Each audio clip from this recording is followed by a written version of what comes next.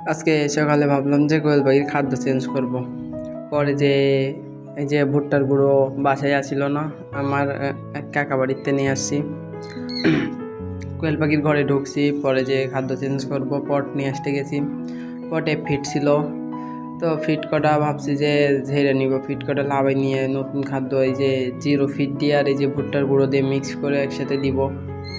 তো আর কি ফিট বেরো করতে যে দেখি যে বাচ্চা একটা পাততলে পড়ছে। তো আর কি তারপরে বাচ্চাটার একটু পানি মানি খাওয়ালাম, দেখলাম বাঁচে নাকি। বাচ্চাটার আর বাঁচাইতে পারলাম না, বাচ্চাটা পাততলে পড়ছে, তো মরে গেছে বাচ্চাটা। তারপরে যে খাদ্যর পট নিয়ে পরে যে খাদ্যর পট বেরো করলাম। তো তারপরে আর কি খাদ্য যে ভুট্টার গুঁড়ো দিয়ে এই যে ফিড দিয়ে মিক্স করে একসাথে করে পটে দিলাম। আর আপনারা সবাই একটু খেয়াল রাখবেন, আপনাদের কোয়েল পাখির বাচ্চা যদি নিচে থাকে ফ্লোরে পড়ে, তাইলে যখন ঢুকবেন তখন একটু খেয়াল রাখবেন। কি জন্য ভিতরে ঢুকলে, বোর্ডিংয়ের ভিতরে ঢুকলে কোয়েল পাখির বাচ্চা দৌড়ে দৌড়ে পাততলে চলে আসে। তারপরে আমার পড়ছে, অনেক দিন পড়ছে, পটের তলে পড়ছে, পানির পটের তলে, দেখি না যে খাদ্যর পটের তলে পড়ে। তো তারপরে আর কি সরাই দিয়ে নিয়ে আর কি করব। তারপরে অসুস্থ হয় বাচ্চা, তো পরে সুস্থ হয়েছে আলহামদুলিল্লাহ।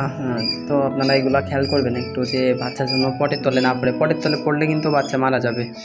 তো এইগুলো সবাই একটু বেশি বেশি করে খেয়াল রাখবেন। আর এই যে ভুট্টার গুঁড়ো দিয়ে ফিড দিয়ে মিশিয়ে আমি এখন এই যে বাচ্চার দিতেছি। তো আজকে আমার বাচ্চার বয়স হচ্ছে 5 থেকে 6 দিন হয়েছে। তো হয়তো বা খেতে পারবে কিনা জানি না, বাট দিয়ে দেখতেছি তারপরেও যে খাইতে পারি নাকি।